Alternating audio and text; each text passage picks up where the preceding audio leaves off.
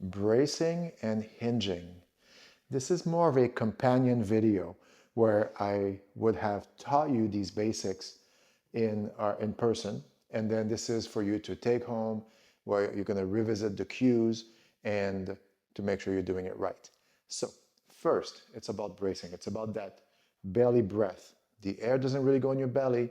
It's the diaphragm pushing out the ribs, but the belly is going to fill up. So remember, you're going to put your hands on the ribs. You're going to take a deep inhale, and you're going to feel all around here, nice and low, expand, okay? And then you would squeeze the muscles after we've expanded. So I'm going to breathe in again.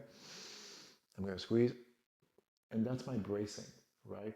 I'm creating a natural belt using my anatomy, using my body, so that I'm protecting my spine. This is all about protecting my lower back from bending, okay? So after that, if we want to pick up something that's somewhat heavy, or if we have a really weak back and we need to re-educate our body on how to move, proper body mechanics, then we're going to brace and then hinge. So I like to have a wall behind me. I'm going to be in front. It depends how comfortable you are, but I'm going to say anywhere 6 to 12 inches, probably 6 to 8. And then from here, I'm going to inhale and brace. And then I'm going to push my hips back. I'm hinging, right? Pelvis and femur. Femur is this muscle in my thigh. And then back up. And then I would breathe out. Inhale. Brace. Touch my bum. Breathe out. I only breathe at the top. Out, in, and then I'm, and then I hinge. Again, so inhale, brace, squeeze those muscles.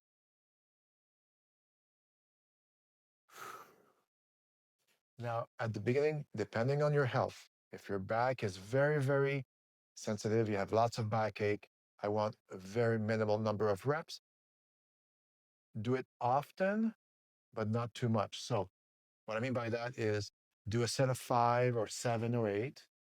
And then if you want to do it later in the day, you can. If you want to do it daily, you can.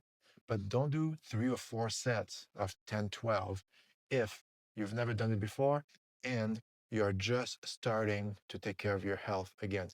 As your back gets stronger, absolutely. We can do it more often. We can add weight safely, right? And this is all going to be a progression. But step 1 is learning to brace and then hinging. By doing these 2 things, you will improve your back health. And then lastly, I would say, be aware when we bend a lot, okay? A lot. So whenever you're bending, really think of bending at the hips. The tendency is to bend from the back. See that rounded back? This is how my low back gets hurt. The vertebrae, they're not meant, the lumbar vertebrae are not meant to bend a lot. And then by rounding my back, all my upper body weight is giving it pressure. I'm going to hurt my back even more.